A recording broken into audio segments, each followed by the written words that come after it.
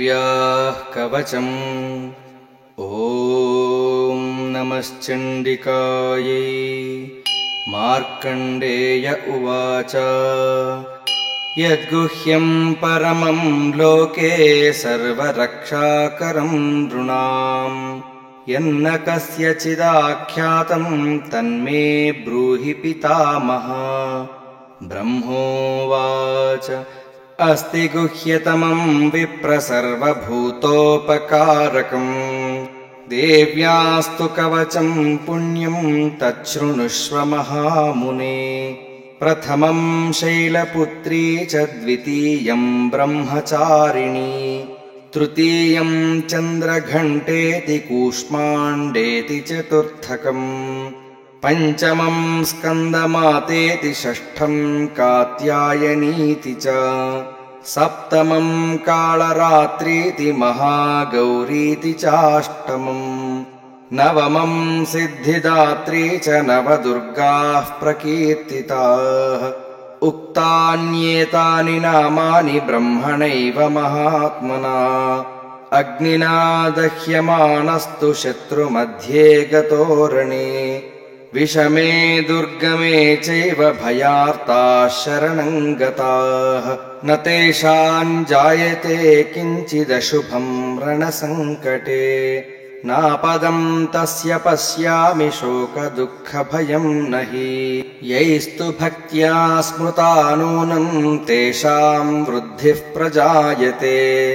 ये त्वां स्मरन्ति देवेशि रक्षसे तान्न संशयः। प्रेतसंस्थातु चामुण्डा वाराही महिषासना ऐन्द्री गजसमारूढा वैष्णवी गरुडासना माहेश्वरी वृषारूढा कौमारी शिखिवाहना लक्ष्मीः पद्मासना देवी पद्महस्ता हरिप्रिया श्वेतरूपधरा देवी ईश्वरी वृषवाहना ब्राह्मी हंससमारूढा सर्वाभरणभूषिता इत्येता मातरः सर्वाः सर्वयोगसमन्विताः। नानाभरणाशोभाढ्या नानारत्नोपशोभिताः दृश्यन्ते रथमारूढा देव्यः क्रोधसमाकुलाः। शङ्खं चक्रं गदां शक्तिं हलं च मुसलायुधम् खेटकं तोमरं चैव परशुं पाशमेव च कुन्तायुधं त्रिशूलं च शार्गमायुधमुत्तमम्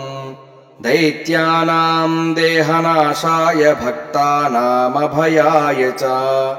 धारयन्त्याय धानीत्थं देवानां च हिताय वै। नमस्तेऽस्तु महारौद्रे महाघोरपराक्रमे महाबले महोत्साहे महाभयविनाशिनी त्राहि मां देवि दुष्प्रेक्ष्ये शत्रूणां भयवर्धिनी। प्राच्यां रक्षतु मामैन्द्री आग्नेयामग्निदेवता दक्षिणेवतु वाराही नैऋत्यां खड्गधारिणी प्रतीच्यां वारुणी रक्षेद्वायव्यां मृगवाहिनी उदीच्यां पातु कौमारी ऐशान्यां शूलधारिणी ऊर्ध्वं ब्रह्माणि मे रक्षेदधस्ताद्वैष्णवी तथा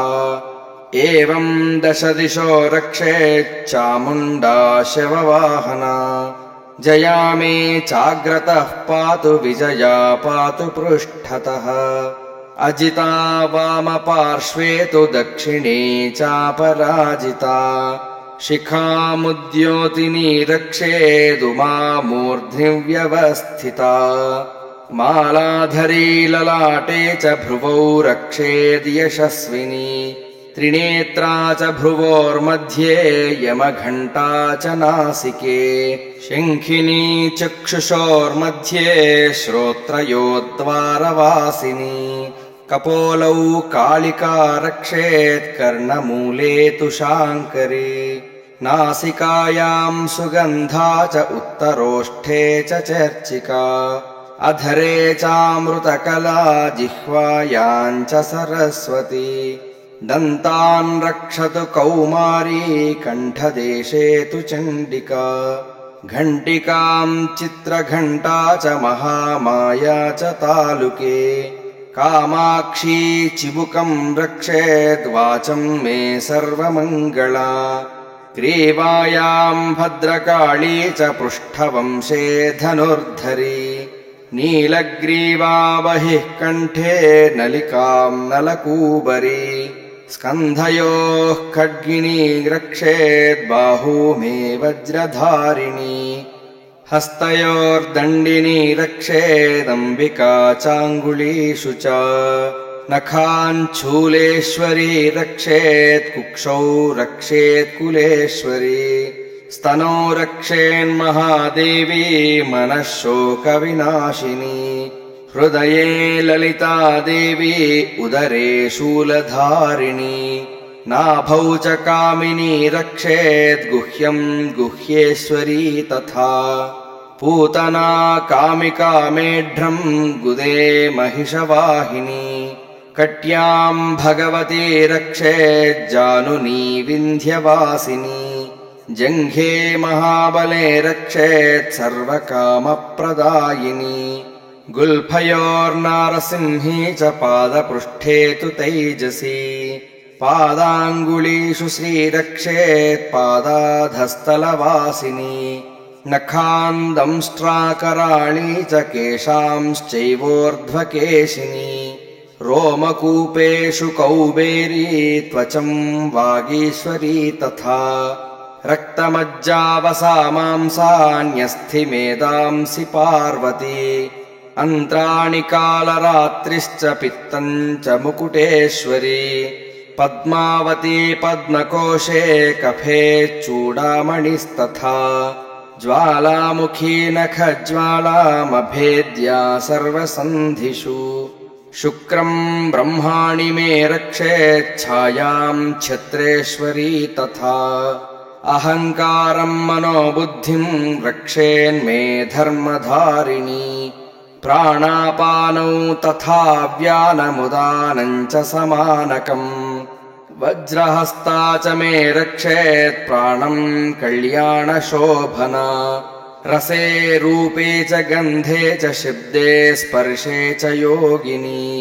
सत्त्वं रजस्तमश्चैव रक्षेन्नारायणी सदा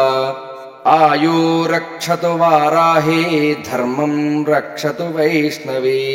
यशः कीर्तिं च लक्ष्मीं च धनं विद्यां च चक्रिणी गोत्रमिन्द्राणि मे रक्षेत् पशून् मे रक्ष चण्डिके पुत्रान् रक्षेन्महालक्ष्मीर्भार्यां रक्षतु भैरवी पन्थानं सुपथा रक्षेन्मार्गं क्षेमकरी तथा राजद्वारे महालक्ष्मीर्विजया सर्वतः स्थिता रक्षाहीनं तु यत्स्थानं वर्जितं कवचेन तु